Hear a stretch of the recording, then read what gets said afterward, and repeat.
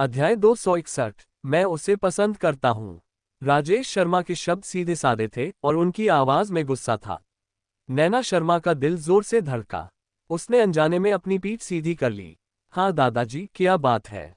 Rajesh Sharma phone पर ज्यादा कुछ कहना नहीं चाहते थे, इसलिए उन्होंने बेरुखी से कहा, वापस आकर बात करेंगे। इतना कहने के बाद राजेश शर्मा ने बिना कोई कारण बताए फोन काट दिया। नैना शर्मा ने अपने कान में बीप की आवाज सुनी और फिर दादाजी की ठंडी आवाज के बारे में सोचा। उसके दिल में बेचैनी बढ़ गई। इन कुछ दिनों में कंपनी की हालत बहुत खराब थी, लेकिन उसने दादाजी से एक शब्द भी नहीं कहा। क्या ऐसा हो सकता है कि उन्हें कंपनी की हालत के बारे में पता था और पता था कि वह उनसे झूठ बोल रही है, इसलिए वह इतने गुस्से में थे? नैना शर्मा की आंखों में थोड़ी चिंता तैर गई। उसे इस बात की चिंता नहीं थी कि दादाजी उससे नाराज हो जाएंगे, बल्कि उसे इस बात की चिंता थी कि कंपनी की हालत एक बार फिर दादाजी के शरीर को उत्तेजित कर देगी। नैना शर्मा का हाथ अपने फोन को कसकर पकड़े हुए था। उसने अपना चेहरा एक तरफ किया और यश गोयल से कहा, यश, मुझे कुछ जरूरी काम है और मुझे घर जाना है। क्या आप प्लीज कार किनारे रोक सकते हैं? यश गोयल ने देखा कि नैना शर्मा का चेहरा अभी भी पीला और बदसूरत था और उसकी भौहें और भी सिकुड़ गई थीं। नैना, घर जाने से पहले मुझे तुम्हें अस्पताल ले जाना चाहिए। यश, मैंने पहले ही कहा था कि मैं सच में ठीक हूँ। इसके अलावा दादाजी की तबीयत ठीक नहीं है और मुझे उनकी चिंता हो रही है। मुझे अभी वापस जाना है। यश गोयल कुछ सेकंड तक चुपचाप नैना शर्मा को देखते रहे। जब उन्होंने नैना शर्मा की आंखों में जिद और लगन देखी तो वे आह भरने से खुद को रोक नहीं पाए। ठीक है, तुम्हें हॉस्पिटल जाने की जरूरत नहीं है, लेकिन कम से कम मुझे तुम्हें घर ले जाने दो। नैना शर्मा ने अपना मुंह खोला और अनजाने में मना करना चाहा। वह उसे परेशान नहीं करना चाहती थी, लेकिन इससे पहले कि वह कुछ कह पाती, यश गोयल को लगा कि वह क्या कहना चाहती है और पहले बोल पड़ा, मुझे मना मत करो। मुझे सच में तुम्हें अकेले जाने में अच्छा नहीं लग रहा। नैना शर्मा के मुंह से जो शब्द निकले थे वे रुक गए। उसने अपनी आंखें नीची कर ली और उसे फिर से मना नहीं करना चाहती थी। उसने धीरे से सिर हिलाया और धीमी आवाज में कहा, तो मुझे तुम्हें परेशान करना पड़ेगा। यश गोयल ने स्टीयरिंग व्हील घुमाया और शर्मा के घर की ओर गाड़ी चलाई। हालांकि नैना शर्मा जाग रही थी, लेकिन उनका सिर अभी भी चक्कर खा रहा था और उनके माथे पर घाव ऐसा लग रहा था जैसे उन्हें पतली सुइयों से चुभाया गया हो, जिससे लोगों को बहुत अजीब लग रहा था। नैना शर्मा ने कार की खिड़की नीचे की और हवा धीरे धीरे अंदर आई। उसने कुछ गहरी सांसें ली और उसे राहत मिली। फिर वह कुर्सी पर पीछे की ओर झुक गई। वह बस अपने सिरदर्द से राहत पाने के लिए थोड़ी देर आराम करना चाहती थी, लेकिन शायद वह बहुत थक गई थी। उसकी पलकें भारी हो गईं और वह सो गई। कार शर्मा के घर के गेट पर पहुंची। यश गोयल ने कार रोकी और नैना शर्मा की तरफ देखा। वह हल्की सांस लेते हुए शांति से सो रही थी। उसका रंग बहुत खराब था और उसका छोटा सा चेहरा इतना सफेद था कि धूप भी उसे जरा भी गर्मी नहीं दे पा रही थी। यश गोयल के दिल में जोर से चोट लगी और वह झुककर अपनी बड़ी हथेली से उसके गाल को धीरे से सहलाने से खुद को रोक नहीं सका। पास ही एक बड़े पेड़ के नीचे एक काली कार खड़ी थी। कार की छत पर कुछ गिरी हुई पत्तियां थीं। ऐसा लग रहा था कि वह बहुत समय से वहां खड़ी थी। ड्राइवर ने आंखें उठाईं और रियर मिरर से आर्यन सिंघानिया को देखा, जो पिछली सीट पर चुपचाप बैठा था। उसने आदर से कहा, युवा मालिक, हम पहले ही एक रात इंतजार कर चुके हैं। क्या आप इंतजार करते रहना चाहते हैं या आप कंपनी वापस जाना चाहते हैं? आर्यन सिंघानिया की पलकें थोड़ी ऊपर उठी, उनकी भौहें थकान से भर गईं। कल उनका डिनर अपॉइंटमेंट था और उन्होंने कुछ ड्रिंक्स भी ली। किसी वजह से उन्होंने ड्राइवर से कार ड्राइव करवाई। असल में उसे नहीं पता था कि उसे बेवकूफ़ी में एक रात यहाँ क्यों रुकना पड़ा। वह साफ तौर पर नैना शर्मा से नफरत करता था और उससे मिलना नहीं चाहता था। आर्यन सिंघानिया खुद पर हंसे और कहने ही वाले थे कि कंपनी में वापस जाने का समय हो गया है, तभी उन्होंने ऊपर देखा और उनकी आंखें अचानक जम गईं। अध्याय 262। मैं उसे बस पसंद करता हूँ 12। शर्मा के घर के गेट पर एक काली मर्सिडीज बेंज रुकी थी। कार में 2 लोग बैठे थे। नैना शर्मा आगे की पैसेंजर सीट पर थीं और यश गोयल ड्राइवर सीट पर थे। कल रात नैना शर्मा के कमरे की लाइट नहीं जली। उसे लगा कि वह जल्दी सो गई है। उसे उम्मीद नहीं थी कि वह सोई नहीं, बल्कि वापस भी नहीं आई। सुबह सुबह वह यश गोयल की कार से शालू के पास वापस चली गई। आर्यन सिंघानिया की भौहें तन गईं। यश गोयल अचानक झुके और नैना शर्मा को अपने शरीर से ढक लिया। वह पूरी तरह से यश गोयल की बाहों में लिपट गई, लेकिन नैना शर्मा ने उन्हें दूर नहीं धकेला। आर्यन सिंघानिया तुरंत सीधे बैठ गए, उनकी आंखें गहरी हो गईं और उनका सुंदर चेहरा काला पड़ गया। नैना शर्मा न सिर्फ पूरी रात यश गोयल के साथ थी, बल्कि अब वह उनके बहुत करीब भी थी। आर्यन सिंघानिया को याद आया कि पिछली बार वह कब देर से लौटी थी। वह उनके साथ थी। साथ ही डिनर पार्टी में वह उनके लिए खड़े हुए और रिपोर्टर्स के सामने बेबस होकर उनका बचाव किया। पिछली बार जब वह उस पर इतना गुस्सा हुआ था तो ऐसा लगा कि यश गोयल के साथ उसकी कोई बातचीत या कांटेक्ट नहीं था। बाद में वह उसकी मिठास में पूरी तरह डूब गया और सोचा कि वह सच में उसके साथ पूरे दिल से पेश आती है। उसने कभी नहीं सोचा था कि न सिर्फ वे अब भी कांटेक्ट में हैं, बल्कि उनका रिश्ता अब भी इतना गहरा है। वह पहले से ही उससे शादीशुदा थी, लेकिन वह अभी भी अपने एक्स बॉयफ्रेंड और एक्स मंगेतर के साथ करीबी संपर्क में थी। तो फिर उसने उसे कहाँ रखा? आर्यन सिंघानिया के हाथ अचानक कसकर भींच लिए गए, उसके हाथों के पीछे की नसें फूल गईं। उसकी आंखें भावनाओं से भर गई थीं, हिलने को तैयार। यश गोयल का हाथ नैना शर्मा के चेहरे पर लगा। नैना शर्मा को लगा कि यह हो गया है। उनकी लंबी धुंधराले पलकें थोड़ी कांपी और उन्होंने धीरे से अपनी आंखें खोली। उसकी आंखें थोड़ी चकरा गई थीं और वह कोई रिएक्शन नहीं दे पा रही थी। करीब 1 मिनट बाद वो पूरी तरह से जाग गई। अपने सामने सुंदर चेहरे को देखकर वह एक पल के लिए हैरान रह गई और उसका शरीर अनजाने में पीछे हट गया। लिंग काव्या, यश गोयल ने देखा कि वह जाग गई है, लेकिन वह तुरंत वहां से नहीं हटा। इसके बजाय वह उसी पोज में रहा। उसकी आंखों में थोड़ी झिझक थी, लेकिन आखिर में उसने फिर भी कहा, नैना, मैं सच में तुम्हें फिर से इस तरह परेशान होते नहीं देखना चाहता। मैं नहीं चाहता कि तुम्हें बुली किया जाए, तुम्हारा मजाक उड़ाया जाए और तुम आंखें घुमाओ। मैं तुम्हारी रखेल शर्मा के मामले में मदद करता हूँ। हाल ही में रखेल शर्मा के मामले ने काफी हंगामा मचा दिया था। जब यश गोयल को इस बारे में पता चला तो नैना शर्मा को बिल्कुल भी हैरानी नहीं हुई। बस वह यश गोयल से मदद नहीं मांगना चाहती थी। सच में अब वह अपनी समझ के बाहर थी और उसे मदद की जरूरत थी। अगर यश गोयल सिर्फ एक दोस्त होता जिसे वह जानती थी, तो शायद वह उसके आइडिया से सहमत होती और उसकी शुक्रगुजार भी होती। हालांकि ईशा और उसके बीच ऐसा ही रिश्ता था और वह आर्यन सिंघानिया का कजिन भी था। चाहे कुछ भी हो, वह उसकी मदद नहीं ले सकती थी। वह उसका एहसान नहीं चुका सकती थी और नहीं चाहती थी कि वह उसके और आर्यन सिंघानिया के बीच के मामले में शामिल हो। नैना शर्मा ने होंठ भींचे और उसे दूर धकेलने के लिए हाथ उठाया। उसकी आवाज धीमी थी लेकिन बहुत मजबूत थी। यश, मैं सच में तुम्हारी शुक्रगुजार हूँ। बस मैं कंपनी के मामलों को खुद ही निपटाने का कोई तरीका सोच लूंगी। नैना सिंघानिया कॉर्पोरेशन, यश गोयल ने बेबसी से पुकारा, लेकिन उसका दिल नैना के लिए और भी ज्यादा दुख रहा था। उसके पतले कंधों पर इतना भारी बोझ था। तुम अकेले सिंघानिया कॉर्पोरेशन के खिलाफ नहीं जा सकते। नैना शर्मा ने सिर्फ मुस्कुराकर प्यार से धन्यवाद कहा और कार से बाहर निकलने के लिए दरवाजा धक्का दिया। यश गोयल अभी भी हार मानने को तैयार नहीं थे।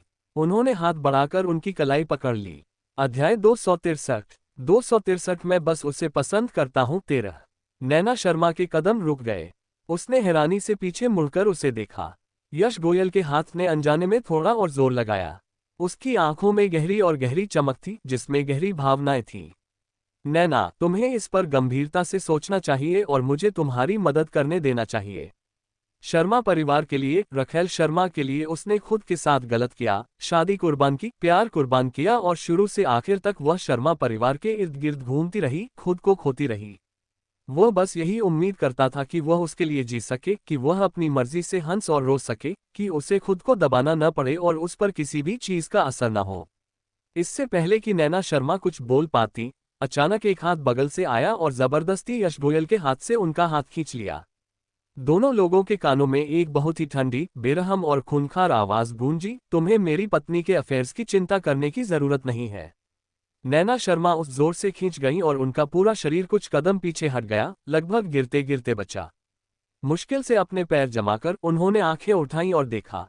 उनके बगल वाला आदमी एक खतरनाक ऑरा में लिपटा हुआ था, मानो वह पाताल लोक से निकला हो। नैना शर्मा की पीठ ठंडी महसूस हुई और उनका शरीर धीरे धीरे कांपने लगा। वह यहाँ क्या कर रहा था? हालांकि उसने कुछ गलत नहीं किया था, फिर भी वह उसे अचानक देखकर डर गई। यश गोयल को उम्मीद नहीं थी कि आर्यन सिंघानिया अचानक आ जाएगा और एक पल के लिए वह हैरान रह गया। हालांकि वह जल्दी से होश में आ गया और उसकी आंखों में गुस्सा अचानक जल उठा। जब से वह छोटा था वह हमेशा अपने कजिन की तारीफ करता था क्योंकि वह स्मार्ट और काबिल था। वह कोई भी काम आसानी से और अपनी पूरी काबिलियत से कर सकता था।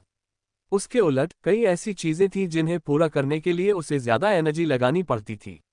उनकी नज़र में आर्यन सिंघानिया हमेशा से ही परफेक्शन की मिसाल थे। उन्होंने अनजाने में उनसे सीखा था और उन्हें अपना आइडियल मानते थे। हालांकि उन्हें उम्मीद नहीं थी कि प्यार और शादी के मामले में वह उन्हें इतना निराश करेगी। यश गोयल ने अपनी मुठ्ठियां कसकर भींच ली और आर्यन सिंघानिया को घूरा। वाइफ आर्यन सिंघानिया, क्या तुमने कभी नैना को अपनी पत्नी माना है? तुम अपनी ही पत्नी के साथ ऐसा कैसे कर सकते हो? यश गोयल के सवाल ने आर्यन सिंघानिया को, जो पहले गुस्से में था, और भी गुस्सा दिला दिया। गुस्से के बावजूद वह हंसा और उसकी आवाज अजीब तरह से शांत थी। मैं अपनी पत्नी के साथ कैसे रहता हूं, ये हमारा मामला है। इससे तुम्हारा क्या लेना देना है? क्या तुम्हें लगता है कि उसे तुम्हारे लिए लड़ने की जरूरत है? नैना मेरी दोस्त है। उसके मामले मेरे मामले हैं। मैं तुमसे उसके साथ ऐसा बर्ताव करने के लिए सवाल करने जा रहा हूं। दोस्त। आर्यन सिंघानिया ने ये दो शब्द दोहराए और अचानक हंस पड़े। हालांकि उनकी मुस्कान में एक गहरी ठंडक थी जब उन्होंने सीधे यश गोयल को देखा। दोस्त, उसे पूरी रात वापस न आने देना, बस एक दोस्त है। उन्होंने आखिरी शब्द दोस्त पर इतना जोर दिया कि हर शब्द साफ हो गया। मैं पूरी रात वापस नहीं आया। वह पूरी रात वापस नहीं आई थी, लेकिन वह यश गोयल के साथ नहीं थी। उसने पूछा भी नहीं और यह नतीजा निकाला कि वह और यश गोयल पूरी रात साथ थे। हालांकि उसकी नज़र में वह हमेशा से ऐसी ही औरत थी, एक ऐसी औरत जो सिर्फ मर्दों को रिझाना जानती थी। हालांकि उसने खुद से पहले ही कह दिया था कि उससे कोई उम्मीद न रखे, फिर भी उसका दिल दुख रहा था। यश गोयल भी आर्यन सिंघानिया की बातों से गुस्सा हो गया था और उसका खून खौल रहा था। वह आर्यन सिंघानिया की नज़रों को नज़रअंदाज कर सकता था, लेकिन वह नैना को इस तरह कैसे गलत समझ सकता था? उसके गाल लाल हो गए और आवाज गुस्से से भर गई। आर्यन सिंघानिया, तुम बहुत परेशान करने वाले हो। इससे पहले कि वह बोलना खत्म करती, नैना शर्मा अचानक बोल पड़ी। अध्याय 264। 264 मैं बस उसे पसंद करता हूँ 14। इससे पहले कि वह अपनी बात खत्म कर पाता, नैना शर्मा अचानक बोल पड़ी। उनकी आवाज बहुत शांत थी, उसमें जरा भी उतार चढ़ाव नहीं था। यश, तुम पहले जाओ। उसे कुछ भी समझाने की जरूरत नहीं थी। वह चाहे कुछ भी कहे, वह उस पर यकीन नहीं करेगा, इसलिए अपनी सांसें बर्बाद करने की कोई जरूरत नहीं थी। यश गोयल की आवाज अचानक बंद हो गई। थोड़ा सा मुंह बनाते हुए वह खुद को ये कहने से रोक नहीं पाए, नैना, ये सच में मेरे और उसके बीच का मामला है। इससे तुम्हारा कोई लेना देना नहीं है। तुम्हें पहले जाना चाहिए। नैना शर्मा की काली आंखों ने उसे घूरा और उसने एक एक शब्द कहा। यश गोयल और नैना शर्मा कुछ सेकंड के लिए एक दूसरे को देखते रहे। हालांकि वह तैयार नहीं था, लेकिन वह नैना शर्मा को मुश्किल में नहीं डालना चाहता था। उसने अपनी मुठ्ठियां कसकर भींच ली और आर्यन सिंघानिया को घूरा। फिर उसने नैना शर्मा से कहा, नैना, मैं अब चलता हूं। नैना शर्मा ने हल्के से सिर हिलाया। ध्यान से गाड़ी चलाओ। यश गोयल ने दरवाजा बंद किया, सीधे बैठे और नैना शर्मा को फिर से देखा। फिर उन्होंने कार को रीस्टार्ट किया और चले गए। नैना शर्मा उसी जगह खड़ी थी, उनकी नजरें यश गोयल की कार की तरफ थीं। अचानक उन्हें अपनी कलाई में दर्द महसूस हुआ। फिर उनके कान में एक ठंडी, उदास आवाज गूंजी, अगर तुम मुझसे अलग नहीं हो सकती तो उसे रहने क्यों नहीं देती? नैना शर्मा ने धीरे से अपनी नजरें हटाईं और आर्यन सिंघानिया को देखा। उसने अपनी नजरें उसके सुंदर चेहरे पर टिका दी जो धुंध से भरा था। उसने अपने होंठ सिकोड़े और हंसी, लेकिन वह मुस्कान मजाक और खुद का मजाक उड़ाने से भरी थी। आर्यन सिंघानिया, मुझे मत बताओ कि तुम्हें जलन हो रही है। आर्यन सिंघानिया की पीठ अचानक सीधी हो गई और उसकी आंखों में शर्म की एक झलक तेजी से आई, लेकिन वह एक पल में गायब हो गई। उसकी काली आंखें सिकुड़ गईं और उसने मजाक उड़ाया। उसके शब्द गुस्से वाले और बेरहम थे। नैना शर्मा, तुम अब भी मेरी पत्नी हो, सिंघानिया परिवार की जवान मैडम। तुम पूरी रात वापस नहीं आई और दिन के उजाले में एक आदमी से उलझ गईं। अगर यह आदमी मेरा कजिन है तो तुम बेशर्म हो, लेकिन सिंघानिया परिवार यह इज्जत नहीं खो सकता। नैना शर्मा को उम्मीद नहीं थी कि आर्यन सिंघानिया को जलन होगी। उसे तो पहले से ही उसकी कोई परवाह नहीं थी। उसे तो बस अपने चेहरे और सिंघानिया परिवार के चेहरे की परवाह थी। बिना दिल के जब उसने ये कहा तो उसे दुख नहीं हुआ। नैना शर्मा अभी भी अपने होठों को मुड़े हुए थी और उनकी आवाज धीमी थी। हाँ, मैं बेशर्म हूं। ऐसा नहीं है कि तुम्हें आज ही पता चला कि मैं बेशर्म हूं। नैना शर्मा। आर्यन सिंघानिया की काली आंखें तुरंत झुक गईं। उसने दांत भींचे और नैना शर्मा की कलाई पकड़े हुए हाथ और मजबूत हो गया। नैना शर्मा को ऐसा लगा जैसे उसकी कलाई की हड्डियां कुचलने वाली हैं। इतना दर्द हुआ कि उसका माथा ठंडे पसीने से भर गया, लेकिन उसने दांत भींच लिए और आवाज नहीं की। जबरदस्ती खुद को रोकने के बाद भी उसने अपने होंठ मोड़े और मुस्कुराए। मैं आजकल थोड़ी बिजी हूं। जब मेरा काम हो जाएगा तो चलो डिवोर्स लेने के लिए अपॉइंटमेंट लेते हैं। इस तरह मैं तुम्हें और तुम्हारे सिंघानिया परिवार को शर्मिंदा नहीं करूंगी। तलाक। आर्यन सिंघानिया को तो ये भी याद नहीं रहा कि शादी के आधे साल से भी कम समय में नैना शर्मा ने कितनी बार उनसे तलाक का जिक्र किया था। वह हमेशा बेरुखी से पेश आती थी और बिना पलक झपका एक बेकार शादी को छोड़ देती थी, ठीक वैसे ही जैसे उसने उससे छोड़ दिया था। वह सच में जानना चाहता था कि नैना शर्मा का दिल किस मिट्टी का बना है। उसके शरीर में जो खून बह रहा है, क्या वह बर्फ जैसा ठंडा है, जो वह इतनी बेरहम हो सकती है। उसका गुस्सा अचानक बढ़ गया और जोर से जलने लगा। उसकी आंखें लाल थीं और वह गुस्से में हंसा।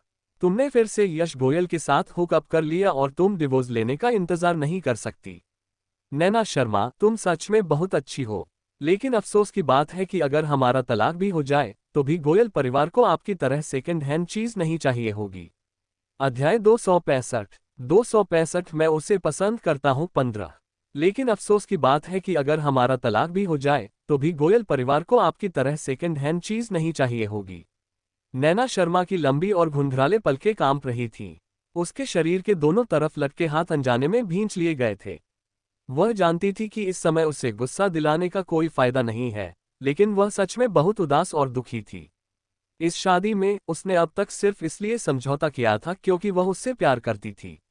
वह अब उससे प्यार नहीं करना चाहती थी। वह इसे और नहीं सहना चाहती थी। नैना शर्मा ने अपनी ठुड्डी उठाई और आर्यन सिंघानिया को अपनी बड़ी बड़ी आंखों से देखा।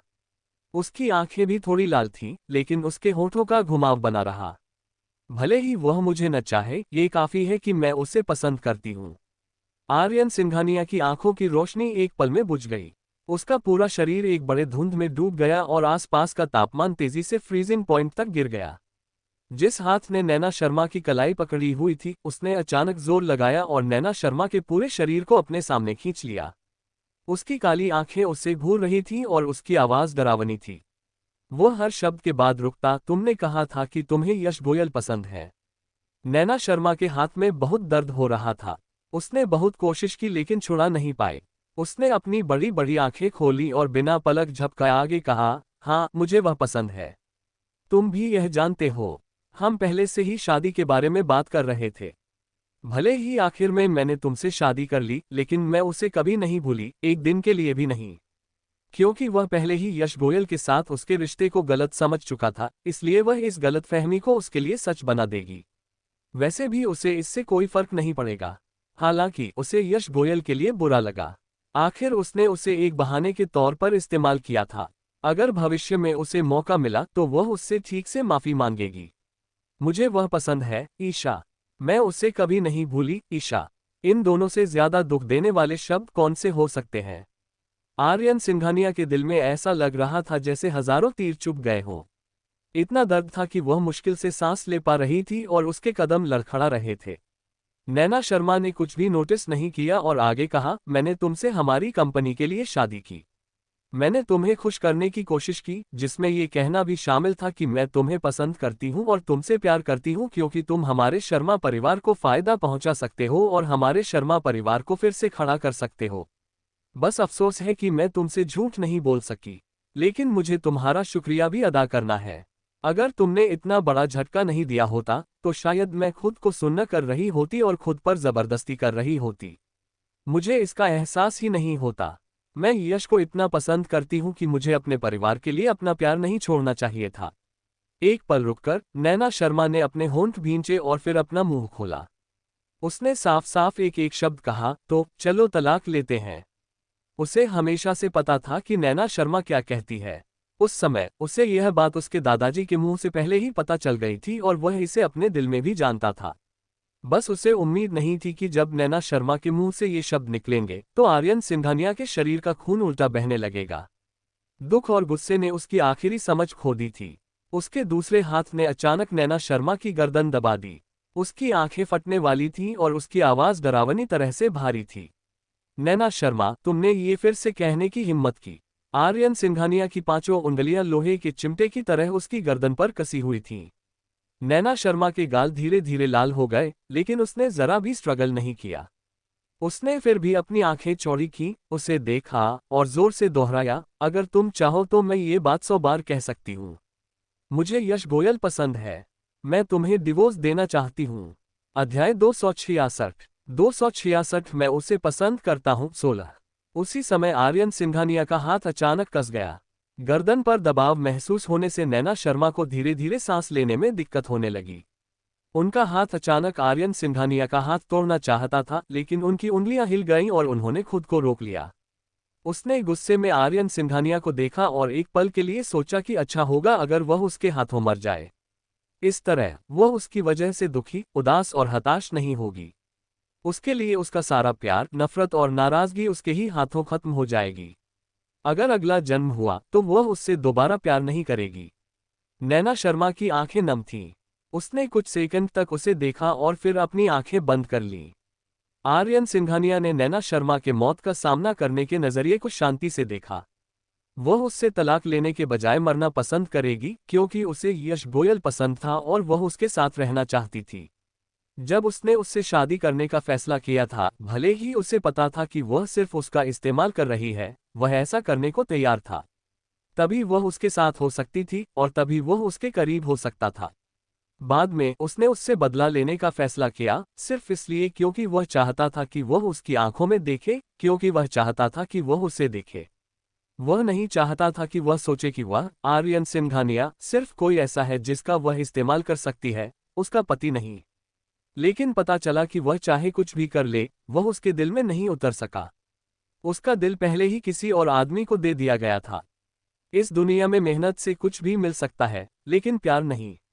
उसने अपनी पूरी कोशिश की और हर तरह के तरीके अपनाए, लेकिन फिर भी उसे वह नहीं मिला जो वह चाहता था। आर्यन सिंघानिया का हाथ नैना शर्मा की गर्दन पर जोर से कांप रहा था। वह नाजुक गर्दन, अगर वह थोड़ा जोर लगाता तो उसे तोड़ सकता था। तब से वह नैना शर्मा के लिए इतना दर्द महसूस नहीं करता था कि मर जाना पसंद करता। नैना शर्मा के बिना सब कुछ खत्म हो जाता। वह अब भी गर्व से भरा आर्यन सिंघानिया था, न कि नैना शर्मा की कठपुतली। आर्यन सिंघानिया की आंखें लाल हो गईं और उसकी उंगलियां कस गईं। वह सच में सब खत्म करना चाहती थी। वह उसके साथ मरना चाहता था। ऑक्सीजन की कमी की वजह से नैना शर्मा का चेहरा धीरे धीरे बैंगनी हो गया। उसके चेहरे के फीचर्स लगभग एक बॉल की तरह सिकुड़ गए थे और उसने अनजाने में एक दर्द भरी कराह निकाली।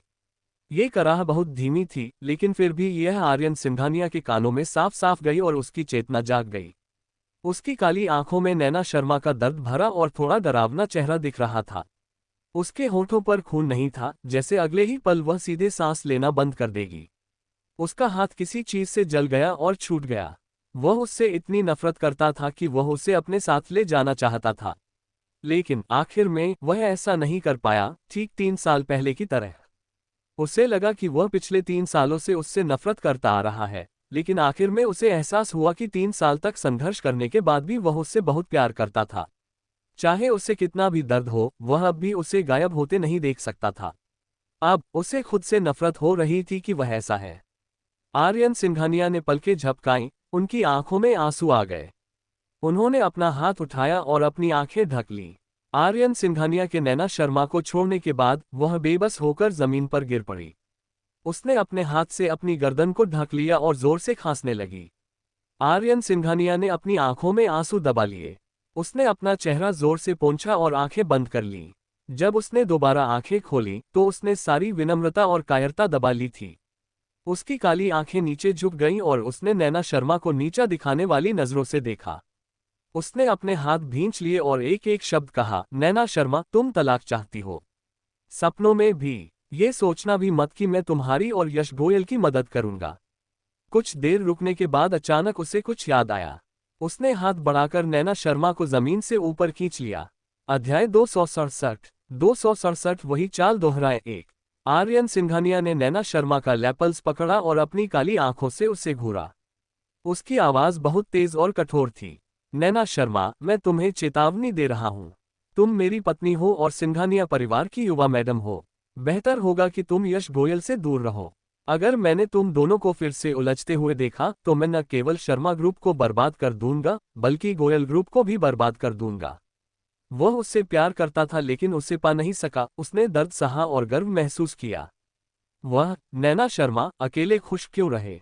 वह उसे नरक में खींचना बर्दाश्त नहीं कर सका, इसलिए वे जीवन भर एक दूसरे को मौत के घाट उतार देंगे।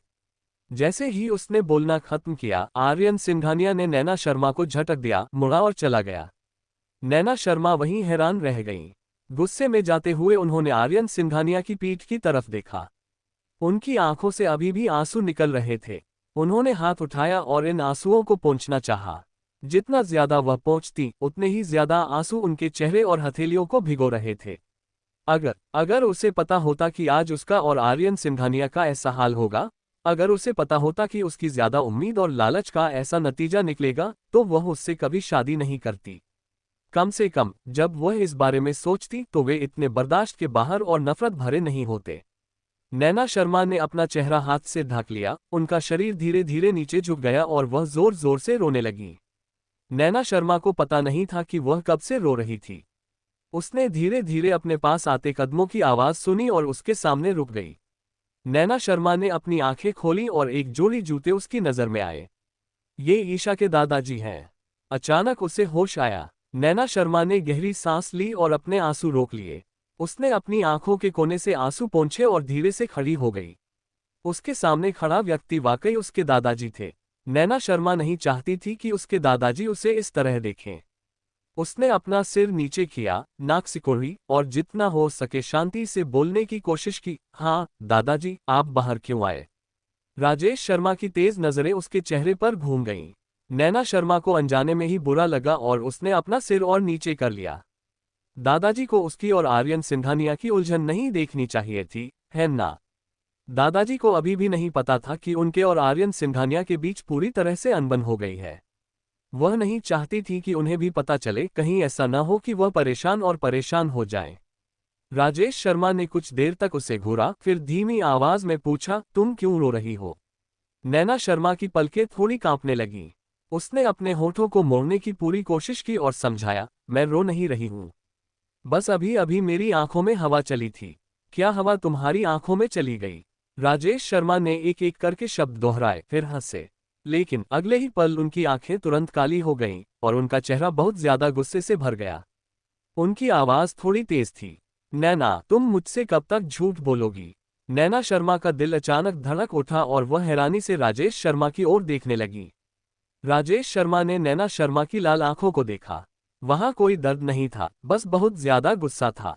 वह इन दिनों घर पर बीमार पड़ा था और क्योंकि वह जानता था कि नैना शर्मा ने उससे वादा किया है, वह अपनी पूरी कोशिश करेगा और शर्माशी को बचाने की पूरी कोशिश करेगा। उसे उम्मीद नहीं थी कि वह अब भी उसे गलत समझेगा। आज सेक्रेटरी शर्मा उनसे मिलने आए और उन्हें कंपनी की अभी की हालत के बारे में बताया। तभी उन्हें पता चला कि कंपनी कितनी बुरी हालत में है। इन दिनों जब भी नैना शर्मा फोन करती तो वह उनसे कहती कि वह आर्यन सिंघानिया को पहले ही देख चुकी हैं और उन्हें एक्विजिशन छोड़ने के लिए मनाने की पूरी कोशिश कर रही हैं। लेकिन असल में उन्होंने आर्यन सिंघानिया को देखा भी नहीं। हालांकि वह बहुत गुस्से में था, लेकिन वह उसके साथ गलत नहीं करना चाहता था, इसलिए उसने उसे वापस आकर उससे बात करने के लिए कहा। इससे पहले कि वह नैना शर्मा का सामना कर पाता, उसने नैना और आर्यन सिंघानिया के बीच की बातचीत सुन ली थी। अध्याय 268 वही चाल दोहराए दो। इससे पहले कि वह उससे सामना कर पाता, उसने नैना शर्मा और आर्यन सिंघानिया के बीच की बातचीत सुन ली थी। उसे उम्मीद नहीं थी कि नैना शर्मा न सिर्फ आर्यन सिंघानिया के सामने कमजोरी नहीं दिखाएगी, बल्कि उसने उससे वो बड़ा चढ़ाकर बातें भी कहीं और तलाक का प्रस्ताव भी रखा।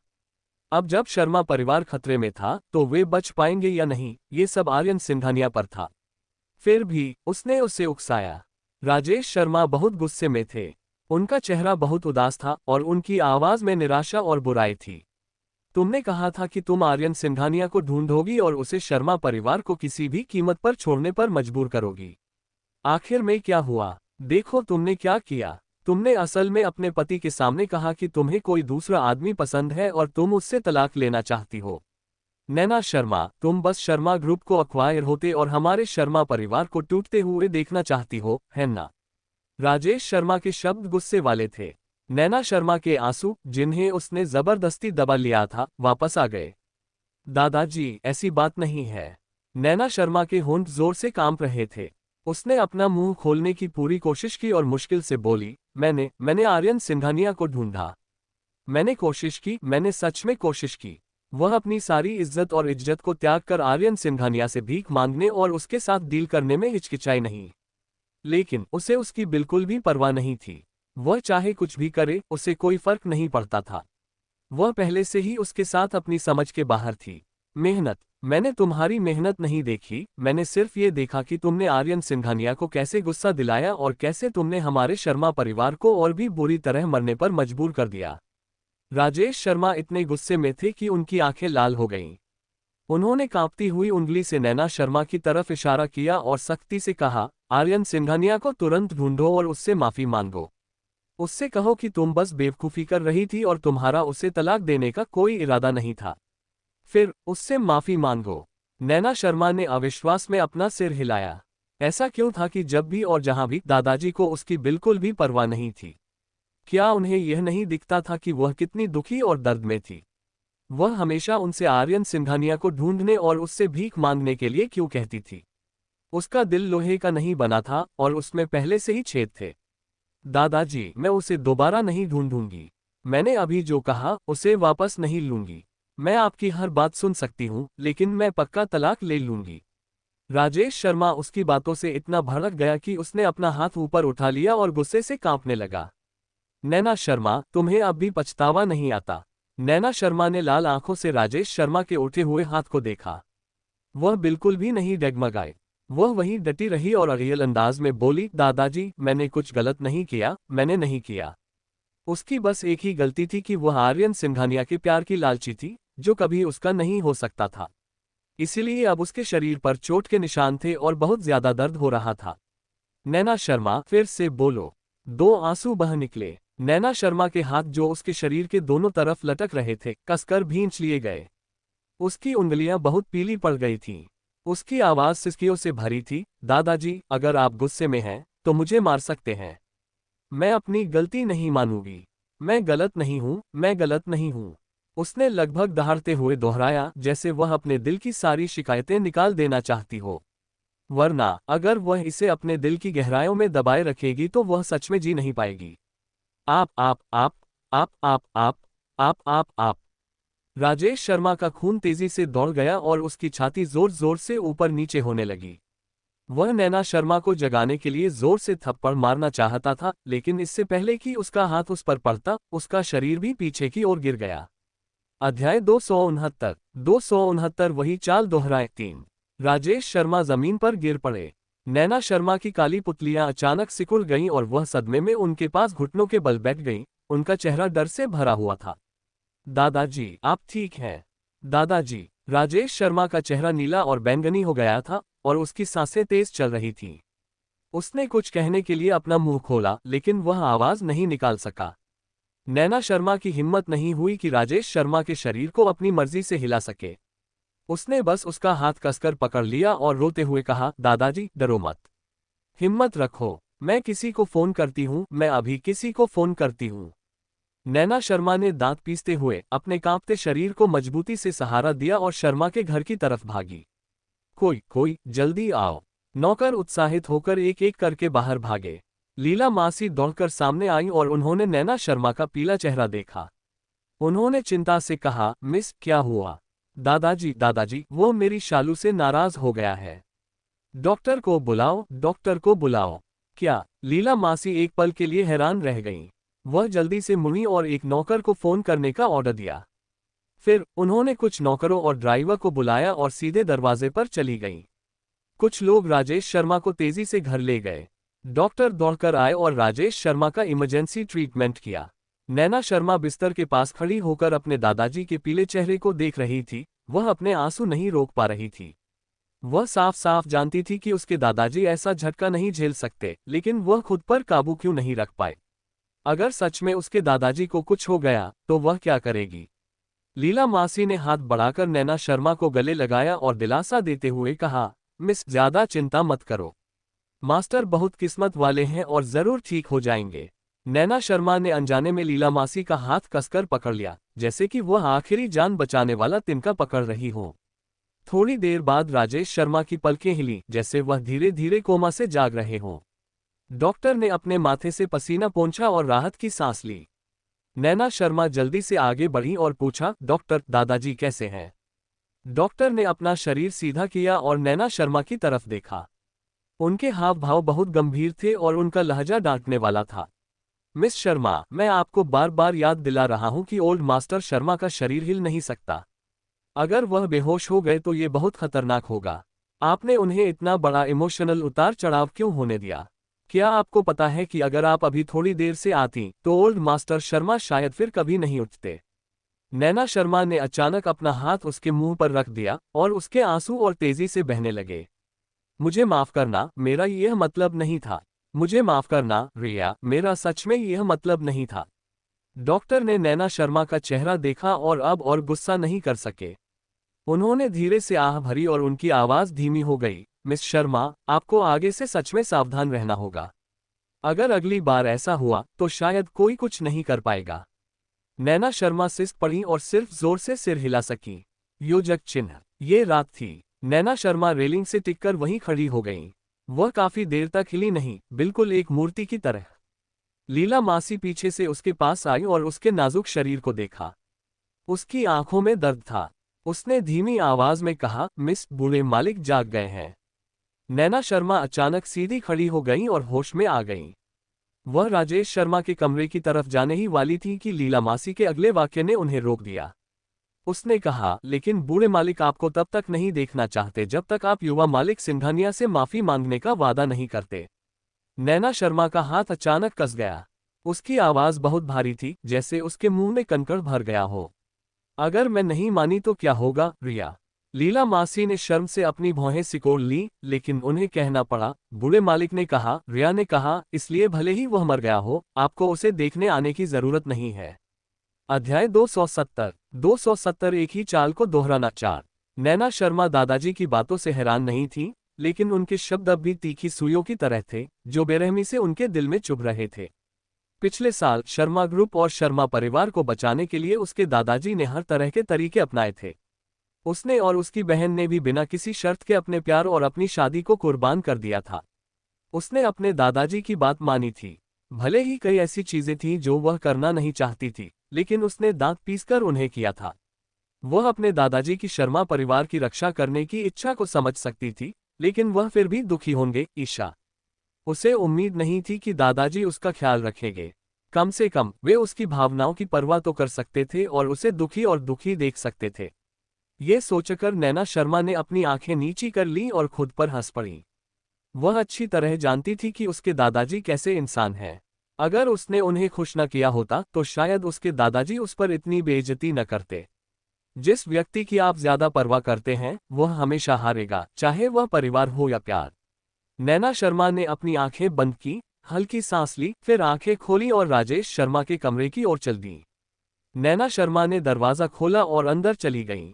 राजेश शर्मा बिस्तर पर बैठे थे और नौकर उन्हें दवा खिला रहा था। नैना शर्मा आगे आई और नौकर के हाथ से पानी और दवा ले ली। मैं कर दूंगी। नौकर उठकर चला गया। नैना शर्मा कुर्सी पर बैठ गईं।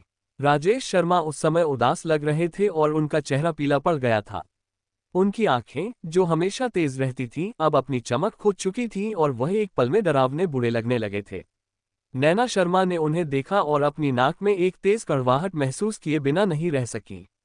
नैना शर्मा ने सूंघा, अपने दिल की खटास को दबाया और फिर उसे गोली खिला दी।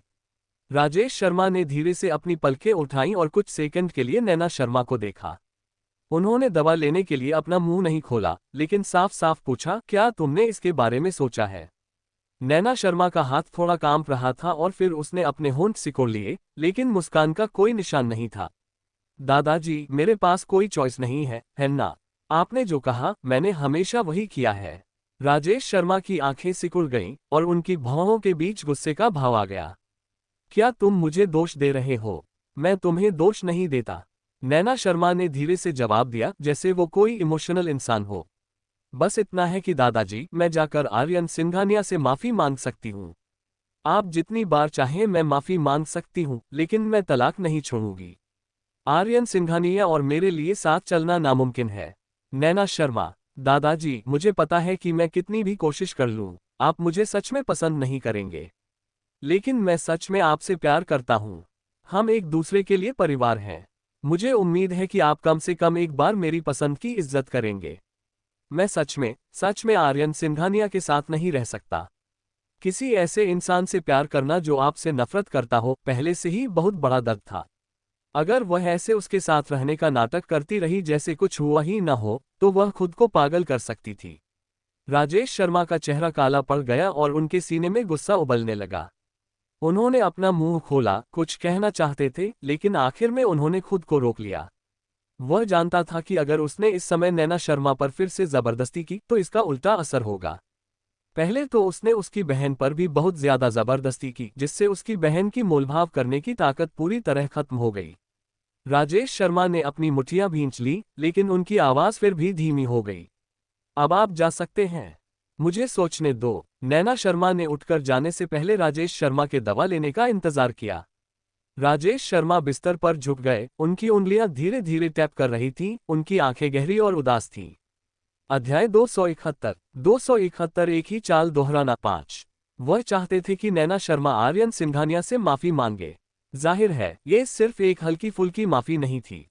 वह चाहते थे कि वह उन्हें खुश करे और उनके बीच के रिश्ते को आसान बनाए। सिर्फ इसी तरह शर्मा ग्रुप इस मुश्किल से निकल सकता था, खुद को बचा सकता था और आगे बढ़ सकता था। लेकिन नैना शर्मा का अभी का रवैया साफ तौर पर नेगेटिव था। वह आर्यन सिंघानिया पर और ज्यादा समय और मेहनत खर्च करने को तैयार नहीं थी और सिर्फ तलाक लेना चाहती थी। नैना शर्मा और आर्यन सिंघानिया की शादी में उन्हें अभी तक कोई फायदा नहीं मिला था। उनके लिए उन्हें तलाक लेते देखना नामुमकिन था। अब उनके लिए मोलभाव करने का एकमात्र जरिया नैना शर्मा थी। वह इस मोलभाव के जरिया को आसानी से नहीं छोड़ेंगे। राजेश शर्मा की काली आंखें गहरी हो गईं। वह कुछ देर तक खुद से बुदबुदाता रहा, फिर बेड साइड टेबल की तरफ बढ़ा, अपना सेल फोन उठाया और कॉल किया। कॉल जल्दी से कनेक्ट हो गई और दूसरी तरफ से एक सम्मानजनक आवाज आई, चेयरमैन। राजेश शर्मा ने सहमति में गुनगुनाते हुए धीमी आवाज में कहा, मैं चाहता हूं कि तुम कुछ करने में मेरी मदद करो, रिया। योजक चिन्ह। नैना शर्मा पूरी रात ज्यादा सोई नहीं। जब वह आंखें बंद करती तो उनका मन बुरे सपनों से भरा होता, दुख और उदासी से भरे। इससे वह हमेशा दर्द में डूब जाती और खुद को उससे बाहर नहीं निकाल पाती। उसके बाद उसकी सोने की हिम्मत नहीं हुई। वह उठी और कमरे की सारी लाइटें जला दी। उसने अपनी आंखें खोली और सुबह होने तक सफेद छत को देखती रही। हालांकि राजेश शर्मा का चेहरा आज भी थोड़ा पीला था, लेकिन कल जितना डरावना नहीं था। नैना शर्मा के साथ नाश्ता करने के बाद उसने नैना शर्मा से आंगन में टहलने में मदद मांगी। सुबह की धूप गर्म थी और हवा हल्की थी। हवा में चलने से बेफिक्री का एहसास हो रहा था। वे दोनों कुछ देर तक चुपचाप चलते रहे, फिर राजेश शर्मा ने आखिरकार कहा, नैना, मैंने पहले ही किसी से आर्यन सिंघानिया से अपॉइंटमेंट लेने के लिए कह दिया है। मैं कल रात तुम्हारे साथ चलूंगा। नैना शर्मा की आंखें हल्की सी झपकी। वह समझ नहीं पाई कि वह निराश थी या दुखी। उसने होंठ भींचे और धीमी आवाज में कहा, ठीक है, मैं चलती हूँ। राजेश शर्मा नैना शर्मा की तरफ देखे बिना नहीं रह सके। उनका चेहरा और आंखें शांत थीं, जैसे रुके हुए पानी का तालाब। ऐसा लग रहा था कि चाहे कुछ भी हो जाए, कुछ भी उनका रिएक्शन नहीं जगा सकता। आर्यन सिंघानिया की तो बात ही छोड़िए, उसे इस तरह देखकर डिप्रेशन हो गया। बिना किसी भावना वाली महिला में कौन दिलचस्पी लेगा? क्या वह खुश हो सकता है?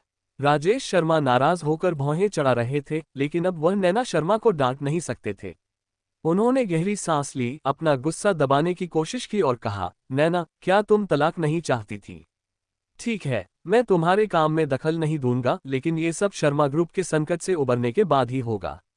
इसलिए कल रात तुम्हें अच्छा परफॉर्म करना होगा, न सिर्फ शर्मा ग्रुप के लिए बल्कि अपने लिए भी।